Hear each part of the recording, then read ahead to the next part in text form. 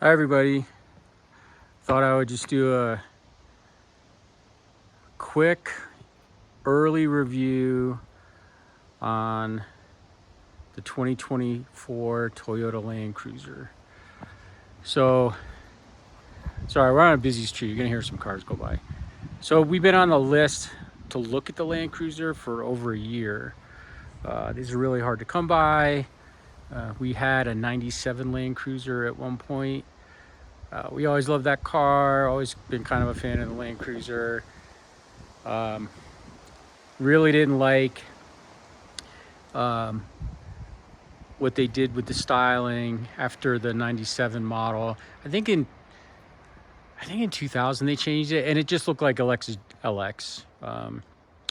So when we heard this was coming out, we wanted to take a look, and we did end up taking it. There was, I think the dealer said they've only sold 10 this year.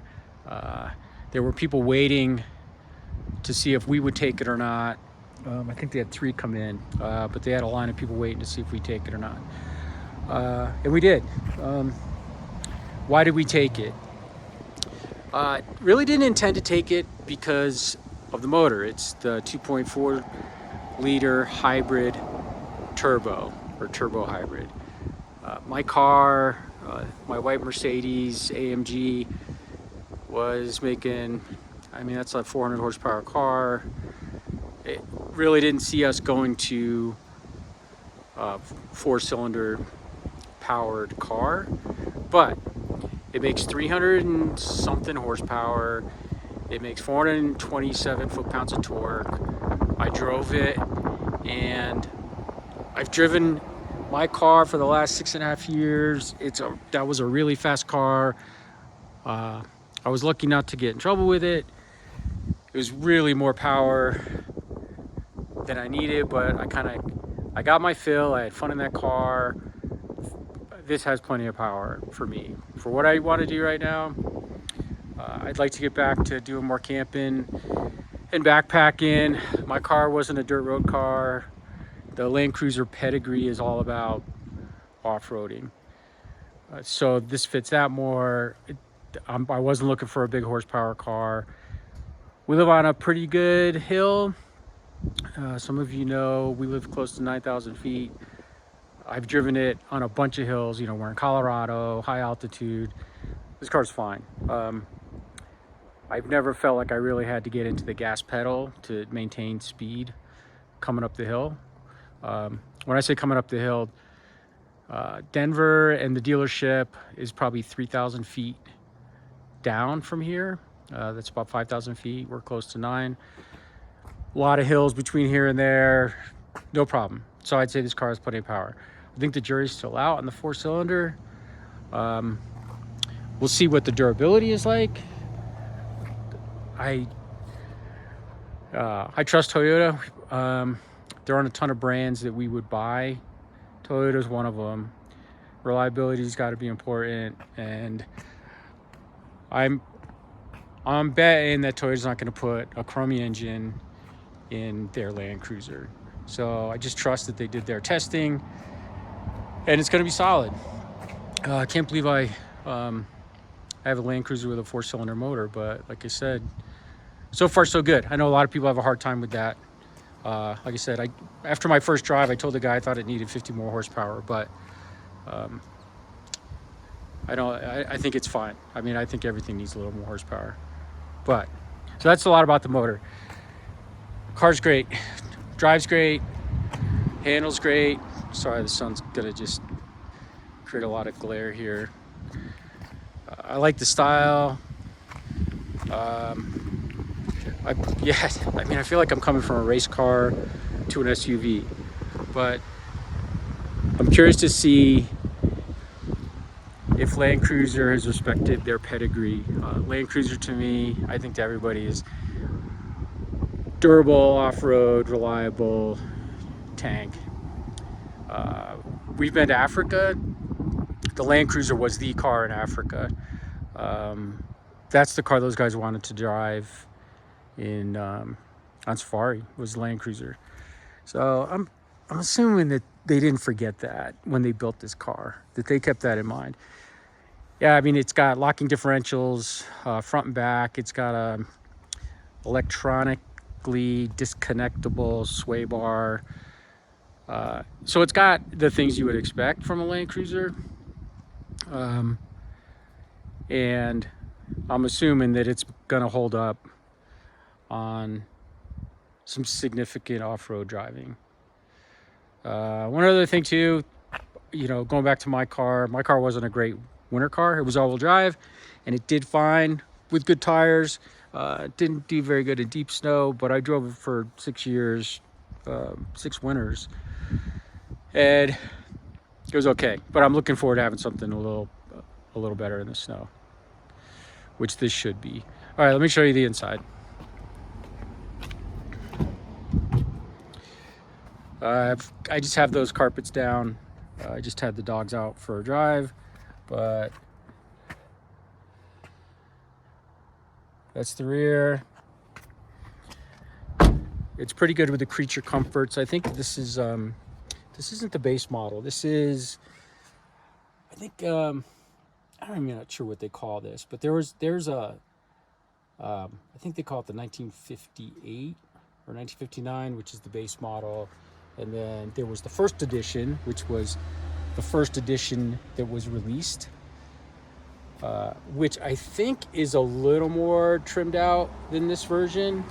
But the guy at the dealership said really it's not much. Tailgate goes up and not out.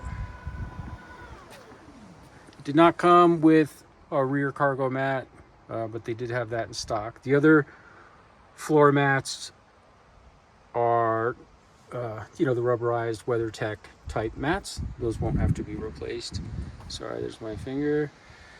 No third row seat. I think the previous Land Cruisers had 3 rows. This does not, and I do not think it's an option. Just the other side of the back, maybe a better view without the glare from the sun.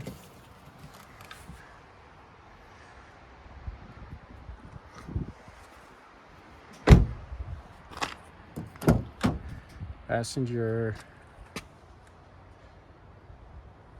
Let me see if I can get a close-up of the dash. Oh, wheels are important, right? Came with good tires. I will keep these tires through this winter and see how they go. They're the Michelin LTX Trail.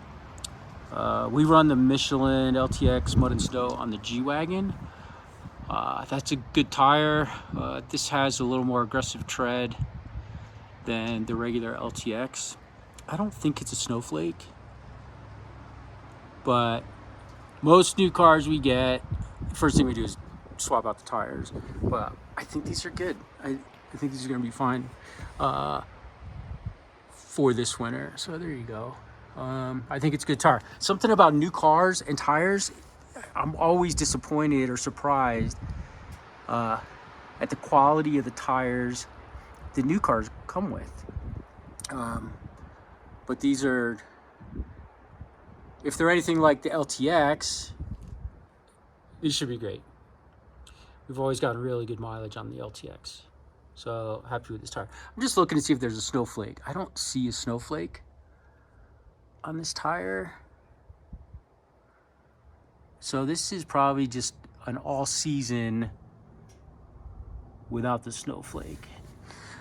I tell you, living in Colorado, you kind of become a tire expert. Yeah, no snowflake. But that is a 265/70 18, so it's an 18-inch wheel, which I prefer over a 20-inch wheel. I don't even know if 20 is an option in this car. Interior, let me just turn it on. Oh, my phone might connect. I might lose audio here.